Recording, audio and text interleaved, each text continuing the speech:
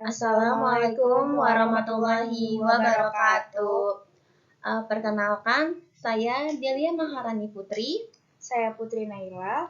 Kami dari kelompok 6. Di sini kami akan membuat video pembelajaran mengenai siklus konversi untuk memenuhi tugas sistem informasi akuntansi. Berikut ini videonya. Oke, pertama-tama di sini saya akan menjelaskan apa itu siklus konversi. Siklus konversi merupakan siklus yang memproses bahan baku atau supplies menjadi produk jadi, barang atau jasa yang siap untuk dijual. Dalam siklus ini, sistem akuntansi mencatat satu kejadian ekonomi atau transaksi, yaitu konsumsi bahan baku, tenaga kerja, dan overhead untuk menghasilkan produk atau jasa yang dijual. Dalam perusahaan jasa, siklus ini terdiri dari sistem penggajian dan sistem akuntansi lainnya. Dalam perusahaan dagang, siklus ini terdiri atas sistem penggajian, sistem persediaan. Dalam perusahaan manufaktur, sistem ini terdiri dari sistem penggajian, sistem persediaan, dan sistem akuntansi biaya. Sistem aplikasi dalam siklus konversi memproses 5 jenis transaksi, yaitu pembelian barang, penjualan barang, transfer bahan baku, tenaga kerja, dan overhead ke dalam produksi, transfer barang dalam proses ke produk jadi, dan penggajian. Nah, kita lanjut ke dalam sistem persediaan. Apa sih sistem persediaan? Nah, sistem persediaan merupakan sebuah sistem yang memelihara catatan persediaan dan memberitahu manajer apabila jenis barang tertentu memerlukan penambahan. Sebuah sistem persediaan memproses dua jenis transaksi yang telah dibahas dalam siklus pendapatan dan siklus pengeluaran. Kedua transaksi tersebut adalah transaksi pembelian barang dan transaksi penjualan barang. Dalam transaksi pembelian barang dan penjualan barang, biasanya perusahaan menggunakan dua metode pendekatan, yaitu metode periodik dan metode perpetual. Oke, dalam slide ini saya akan membahas apa aja laporan yang dihasilkan dalam sistem persediaan dan bagaimana catatan akuntansi dalam sistem persediaan. Sistem persediaan menghasilkan berbagai macam laporan. Berikut ini macam-macam laporan yang dihasilkan. Yang pertama, laporan status persediaan. Laporan ini berisi daftar seluruh jenis persediaan, kuantitas, dan harga perolehan. Yang kedua, laporan berjenis persediaan query inventory item. Dalam sistem online real-time, karyawan perusahaan dapat mengetahui kuantitas per jenis persediaan yang saat ini tersedia saat laporan ini dihasilkan. Yang ketiga, laporan pemesanan kembali, reorder report. Laporan ini mengidentifikasi jenis persediaan yang memerlukan penambahan. Yang keempat, laporan hasil perhitungan fisik. Laporan ini berisi perhitungan fisik persediaan yang dilakukan secara periodik. Lalu, dalam pencatatan akuntansi, biasanya perusahaan menggunakan sistem manual dan sistem berbasis komputer. Dalam sistem manual, perusahaan menggunakan metode perpetual, membutuhkan sebuah rekening pembantu persediaan untuk mencatat perubahan yang terjadi pada setiap jenis barang. Dalam sistem berbasis komputer, apabila perusahaan masih menggunakan pendekatan file, maka tata cara pencatatannya sama dengan sistem manual. Jika perusahaan menggunakan pendekatan sistem manajemen database, maka data yang disimpan sama, namun DBMS menyimpan data ini secara independen.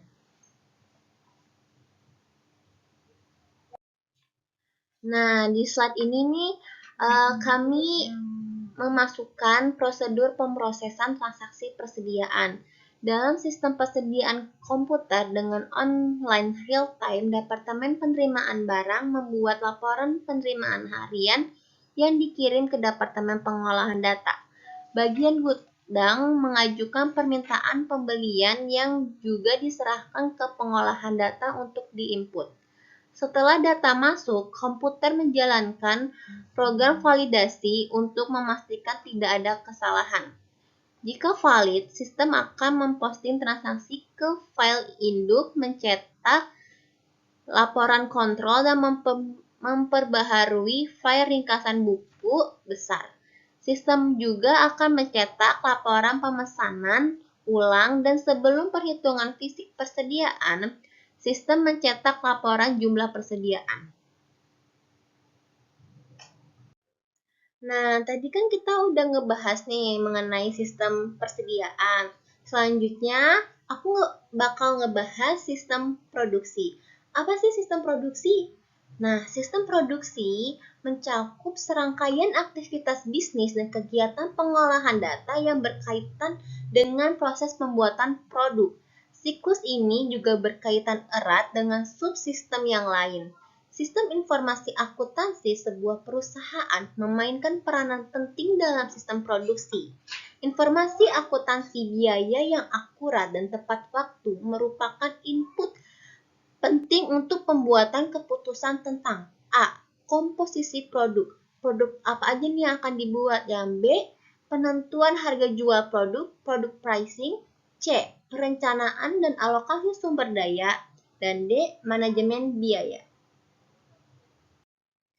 Nah, di sini saya akan menampilkan hubungan sistem produksi dengan sistem lainnya. Siklus pendapatan menyediakan informasi tentang produk yang dipesan dan ramalan penjualan atau kuantitas.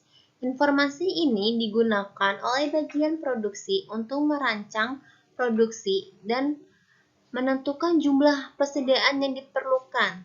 Sebaliknya, sistem produksi memberitahu siklus pendapatan tentang produk yang sudah selesai dibuat dan jumlah yang siap dijual. Lalu, informasi kebutuhan bahan baku dikirim ke siklus pembelian dalam bentuk surat permintaan pembelian. Sebagai timbal balik, siklus pembelian memberikan informasi tentang bahan baku yang dibeli serta biaya overhead pabrik. Kebutuhan tenaga kerja disampaikan ke sistem manajemen sumber daya manusia atau penggajian yang nantinya akan memberi informasi tentang ketersediaan tenaga kerja dan biaya tenaga kerja.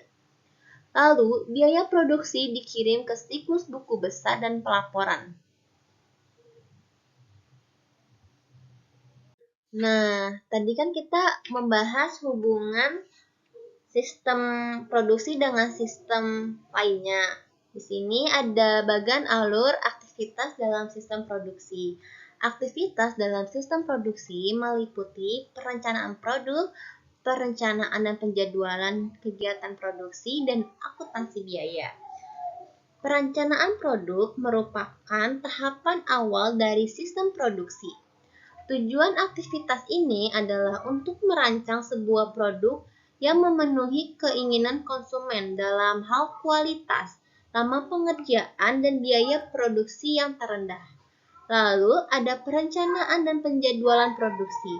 Tahapan kedua dari sistem produksi adalah membuat perencanaan dan penjadwalan produksi. Tujuan dilakukan tahap ini adalah produksi dilakukan seefisiensi mungkin untuk memenuhi pesanan yang ada dan kemungkinan permintaan jangka pendek tanpa menghasilkan jumlah produk yang berlebihan. Lalu ada kegiatan produksi. Tahapan ketiga dalam sistem produksi adalah pembuatan produk. Aktivitas yang terkait dalam proses produksi ini bervariasi, tergantung pada tingkat kompleksitas produk yang dihasilkan dan teknologi pemrosesan yang digunakan. Yang terakhir ada akuntansi biaya. Tahapan ini akan menghasilkan laporan untuk manajemen dan harga pokok produksi untuk pembuatan siklus buku besar dan pelaporannya. Nah, tadi kan kita udah ngebahas nih sistem persediaan, terus sistem produksi. Selanjutnya ada sistem akuntansi biaya. Tahapan akhir dalam sistem produksi adalah sistem akuntansi biaya. Tujuan diselenggarakannya sistem akuntansi biaya ini ada 3. Yang pertama, menghasilkan informasi untuk perencanaan, pengendalian, dan penilaian kegiatan produksi.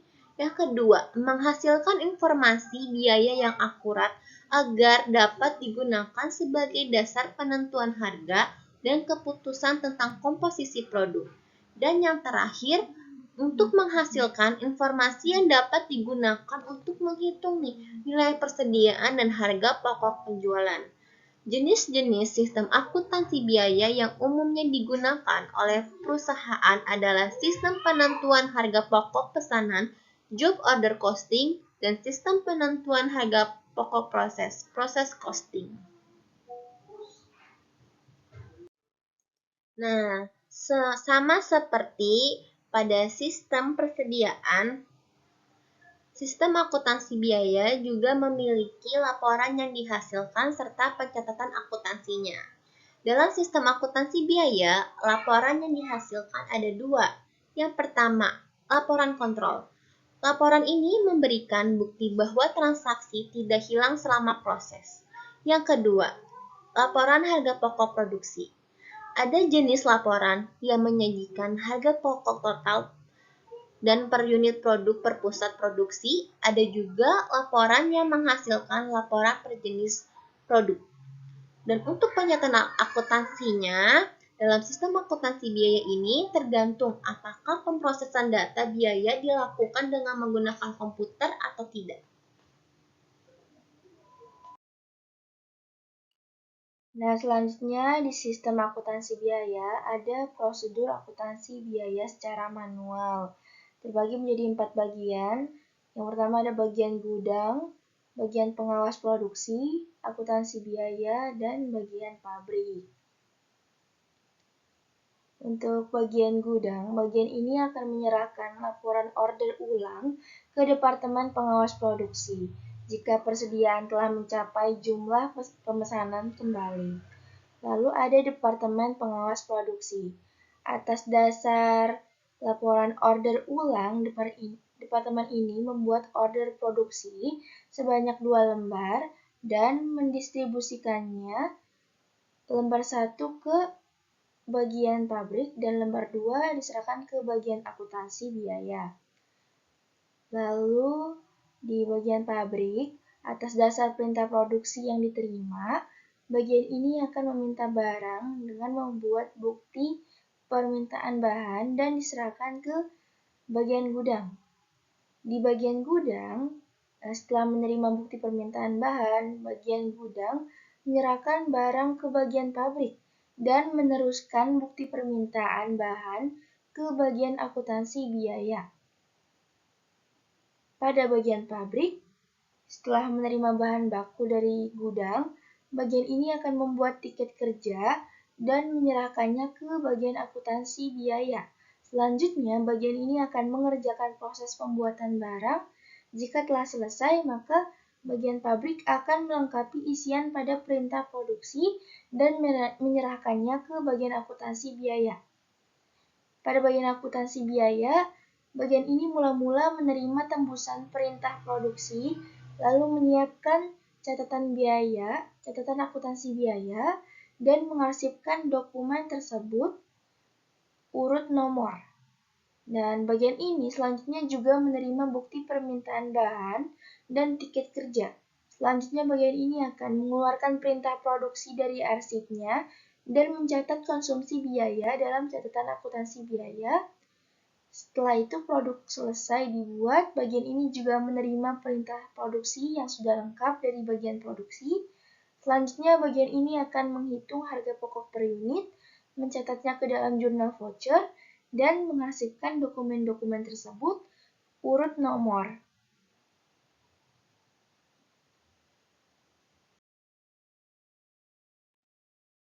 Oke, kalau yang sebelumnya itu prosedur akuntansi biaya secara manual, nah ini ada prosedur akuntansi biaya berbasis komputer. Terbagi menjadi 4 bagian juga, ada bagian gudang, pengawas produksi, Departemen Pengolahan Data, sama pabrik. Di bagian gudang ini, bagian ini akan menyerahkan laporan order ulang ke Departemen Pengawas Produksi. Atas dasar dokumen order penjualan dan laporan order ulang, Departemen Pengawas Produksi membuat perintah produksi sebanyak 2 lembar dan mendistribusikannya. Lembar 1 diteruskan ke bagian pabrik, lembar 2 diserahkan ke Departemen Pengolahan Data. Pada bagian Departemen Pengolahan Data, bagian ini menerima perintah produksi dari Departemen Pengawasan Produksi. Selanjutnya, bagian ini melakukan perhitungan jumlah kelompok dan memasukkan data produksi ke dalam komputer. Setelah menerima input data produksi, bagian ini menjalankan program komputer berupa validasi transaksi. Keluaran dari proses ini adalah hasil perhitungan jumlah kelompok dan data produksi yang telah divalidasi. Selanjutnya, bagian ini akan menjalankan program penggabungan data produksi yang baru dengan data yang telah terkumpul sebelumnya. Keluaran dari proses ini adalah data produksi yang telah digabung dalam file harga pokok pesanan. Lalu ada bagian pabrik. Atas dasar perintah produksi yang diterima, bagian ini akan meminta bahan baku dengan membuat bukti permintaan bahan baku dan diserahkan ke bagian gudang. Dan di bagian gudang, setelah menerima permintaan bahan baku, bagian gudang menyerahkan barang ke bagian pabrik dan meneruskan bukti permintaan bahan baku tersebut ke bagian akuntansi biaya. Di bagian pabrik, setelah menerima bahan baku dari gudang, bagian ini akan membuat tiket waktu kerja dan menyerahkannya ke bagian akuntansi biaya. Selanjutnya, bagian ini akan mengerjakan proses pembuatan barang. Jika proses produksi telah selesai, maka bagian pabrik akan melengkapi isian pada perintah produksi dan menyerahkannya ke Departemen Pengolahan Data. Di Departemen Pengolahan Data, bagian ini menerima bukti permintaan bahan baku dan tiket waktu kerja. Atas dasar kedua dokumen tersebut, bagian ini melakukan perhitungan jumlah data kelompok dan memasukkan data produksi ke dalam komputer. Setelah menerima input data pemakaian bahan baku dan tenaga kerja, bagian ini menjalankan program validasi transaksi. Jika dari hasil proses validasi ini terdapat kesalahan, maka bagian ini akan melakukan perbaikan dan entry ulang data sampai tidak lagi terdapat kesalahan dan kemudian menjalankan program pengurutan data berdasarkan nomor perintah produksi. Keluaran dari proses ini adalah data transaksi akuntansi biaya yang sudah urut dan laporan kontrol. Tahap berikutnya, bagian ini akan menjalankan program update catatan akuntansi biaya. Hasil dari proses ini adalah laporan kontrol, file harga pokok pesanan yang telah diupdate, dan file pusat biaya. Setelah produk selesai dibuat, bagian ini juga menerima perintah produksi yang sudah lengkap dari bagian produksi. Selanjutnya, bagian ini akan memasukkan data produk selesai ke dalam komputer dan menjalankan program perhitungan harga pokok per unit dan membuat laporan harga pokok pesanan. Hasil dari proses ini adalah laporan harga pokok pesanan dan voucher jurnal.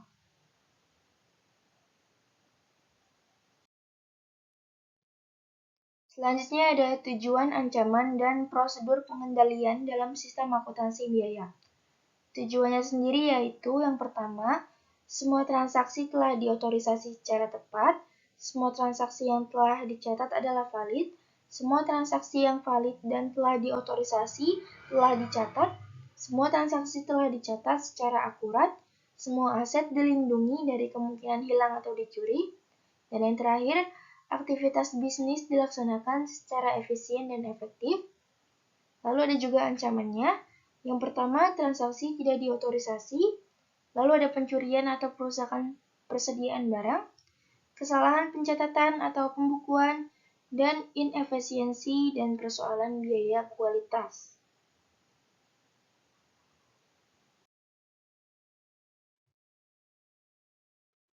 Selanjutnya ada prosedur pengendalian dalam sistem akuntansi biaya, ada ancaman, akibat, prosedur pengawasan. Nah, ancaman yang pertama itu transaksi tidak diotorisasi, yang mengakibatkan produksi dan persediaan berlebih, terjadi keusangan, produksi terlalu rendah, kehabisan barang, dan kehilangan penjualan.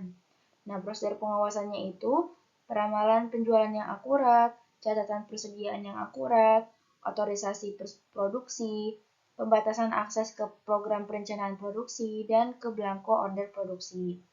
Ancaman yang kedua, pencurian dan kerusakan persediaan yang mengakibatkan kehilangan aset, catatan persediaan terlalu besar.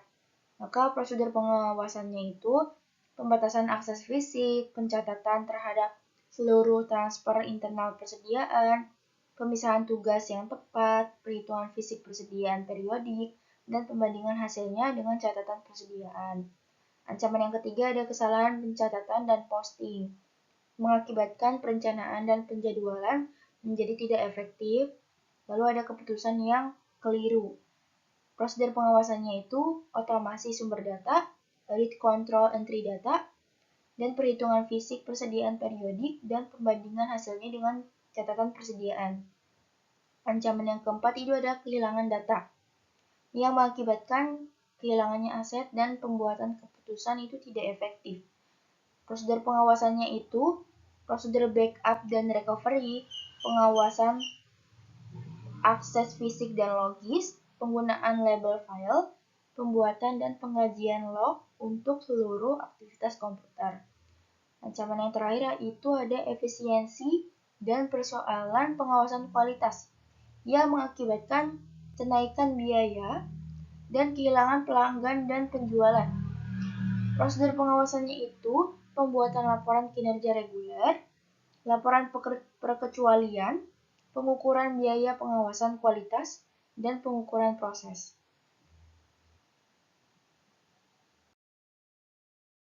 Kalau tadi kita udah bahas sistem akuntansi biaya, sekarang kita bahas sistem manajemen sumber daya manusia penggajian.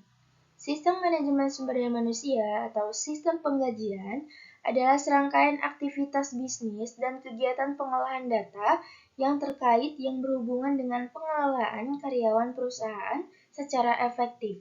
Kegiatan yang tercakup dalam sistem manajemen sumber daya manusia yang pertama itu seleksi calon karyawan dan pengangkatan karyawan baru. Yang kedua pelatihan training karyawan baru. Yang ketiga penempatan, placement atau penugasan karyawan baru. Yang keempat penggajian atau penentuan gaji, upah, dan insentif lainnya. Yang kelima evaluasi kinerja karyawan. Dan yang terakhir pemberhentian karyawan.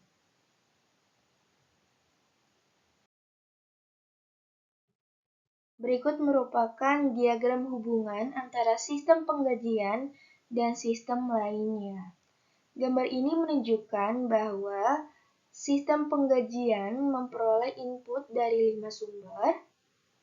Departemen Sumber Daya Manusia atau SDM memberikan input tentang pengangkatan karyawan baru, pemberhentian karyawan lama, dan perubahan tarif gaji dan upah karena kenaikan gaji atau promosi.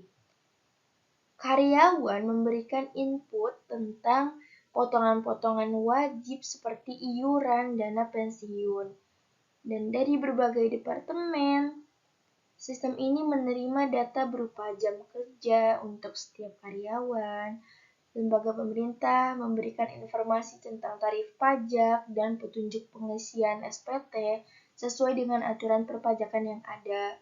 Perusahaan asuransi dan organisasi lainnya memberikan input tentang tata cara perhitungan dan pembayaran premi asuransi dan kewajiban keuangan lainnya. Oke, selanjutnya ada prosedur penggajian secara manual. Sini terbagi menjadi beberapa bagian. Yang pertama ada bagian supervisor, bagian karyawan, bagian gaji, bagian utang, akuntansi, dan bagian keuangan. Di bagian supervisor ini menerima tembusan surat pengangkatan karyawan baru.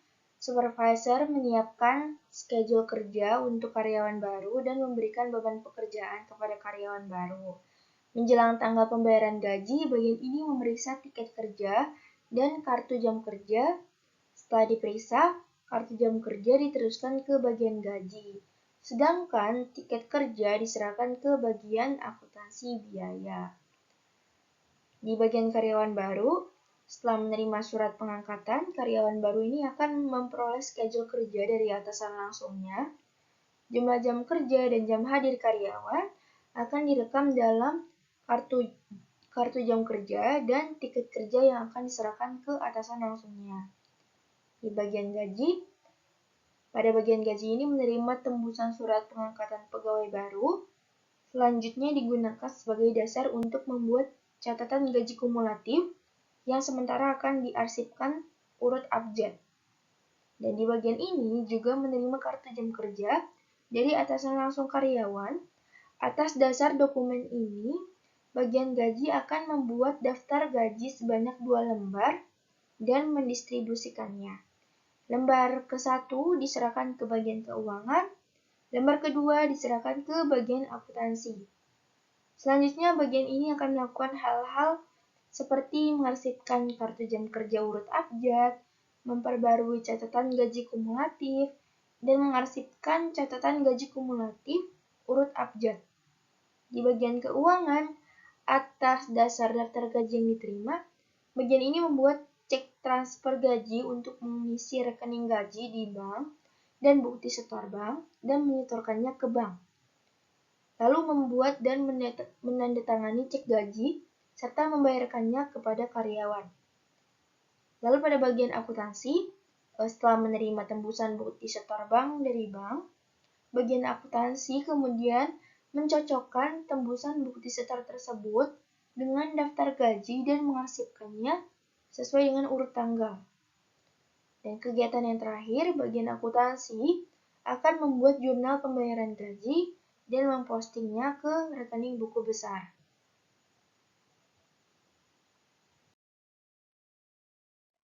Lalu ada juga prosedur penggajian berbasis komputer. Nah, terbagi menjadi beberapa bagian juga.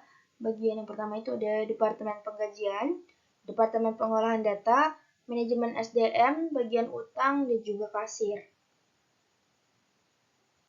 Pada Departemen Penggajian, bagian ini menerima kartu jam kerja dan tiket jam kerja dari berbagai departemen.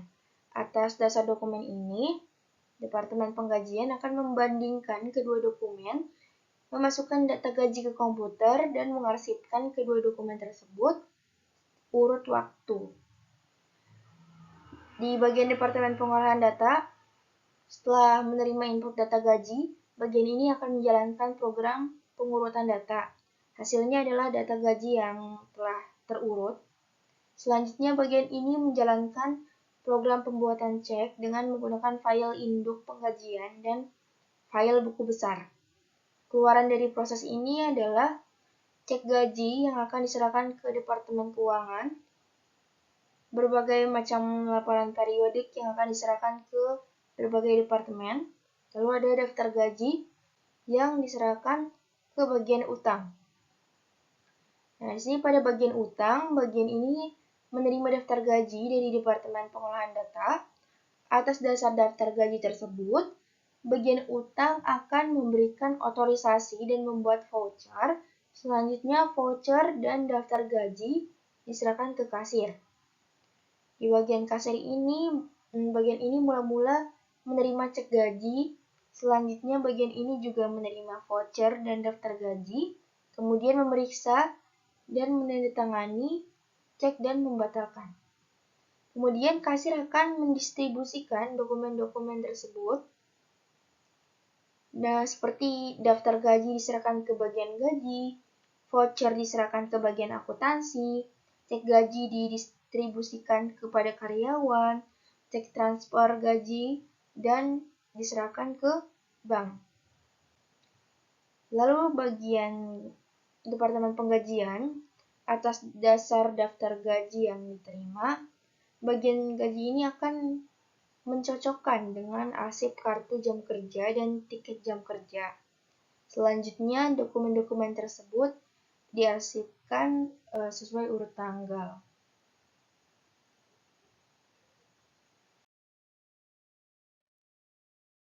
Oke, yang terakhir ada prosedur pengendalian dalam sistem penggajian. Ada ancaman, akibat, dan prosedur pengawasannya. Ancaman yang pertama, pengangkatan karyawan yang tidak mumpuni dan jujur, yang mengakibatkan kenaikan biaya operasi, produktivitas menjadi rendah, serta pencurian aset. Prosedur pengawasannya itu standar pengangkatan karyawan.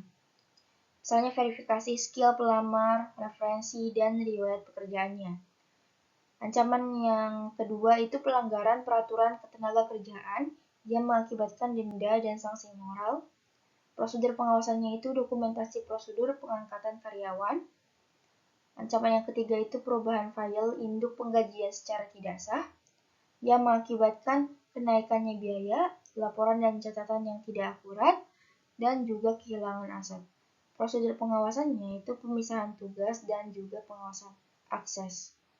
Ancaman selanjutnya, data waktu kerja tidak akurat, yang mengakibatkan laporan internal dan biaya tidak akurat, juga karyawan banyak yang menganggur atau kelebihan beban.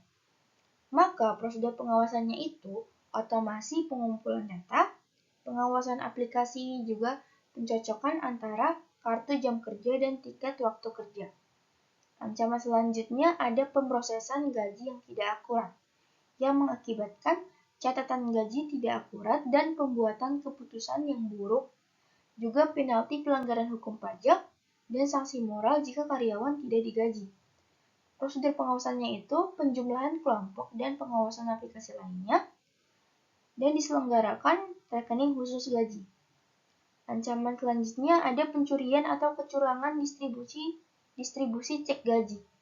Akibatnya, kenaikan biaya-biaya dan kehilangan aktiva kas. Prosedur pengawasannya itu deposit langsung, distribusi cek gaji oleh pihak yang independen, investigasi seluruh cek yang belum diuangkan, pembatasan akses ke belangko cek, cek bernomor urut tercetak, rekening khusus gaji dengan sistem data tetap, rekonsiliasi independen rekening gaji, dan ancaman yang terakhir itu ada kehilangan data atau penyajian data secara tidak sah, yang mengakibatkan kehilangannya aset dan penurunan moral. Prosedur pengawasannya itu pengawasan akses juga prosedur backup. Terima kasih telah menonton video yang kami buat. Semoga video ini bermanfaat untuk kedepannya. Wassalamualaikum warahmatullahi wabarakatuh.